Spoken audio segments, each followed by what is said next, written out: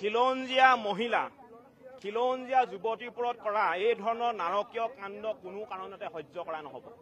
বাৰে বাৰে আমাৰ খিলঞ্জীয়া মহিলাৰ ওপৰত আক্ৰমণ কৰিব, বাৰে বাৰে আমাৰ খিলঞ্জীয়া যুৱতীক ধৰ্ষণ কৰিব, ধৰ্ষণ কৰি হত্যা কৰিব। এই ঘটনাটো সহজে আমি ল'ব কোনো কাৰণতে নোৱাৰো। এই ঘটনাবিলাক কোনবিলাক মানুহে কৰিছে? এই ঘটনাবিলাক কোনবিলাক মানুহে কৰিছে?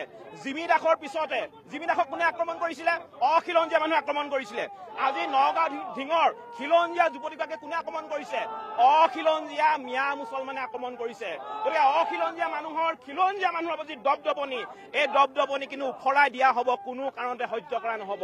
আজি শিৱসাগৰত থকা যিসকল খিলঞ্জীয়া ভূমিপুত্ৰ মুছলমান মানুহ আছে, এই খিলঞ্জীয়া ভূমিপুত্ৰ মুছলমান মানুহখিনি ওলাই আহিছে। কি কাৰণে ওলাই আহিছে? তেওঁলোকৰ নিজৰ অনাগত ভৱিষ্যতক লৈ তেওঁলোক শংকিত হৈ পৰিছে। আজি সমগ্ৰ অসমতে কিন্তু এই অনা অসমীয়া অনা খিলঞ্জীয়া মানুহৰ যি দপদপনি, এই দপদপনিৰ কাৰণে আমাৰ খিলঞ্জীয়া মানুহখিনি শংকিত হৈ পৰিছে। এই মিয়া মুছলমানখিনিয়ে, এই মিয়া অখিলঞ্জীয়া মানুহখিনিয়ে বাৰে বাৰে কিন্তু আমাৰ অসমৰ অসমীয়া যুৱতীক, অসমৰ অসমীয়া মহিলাক ধৰ্ষণ কৰি হত্যা কৰিছে। গতিকে এনেধৰণৰ কাণ্ড আমি সহ্য কৰিব নোৱাৰো।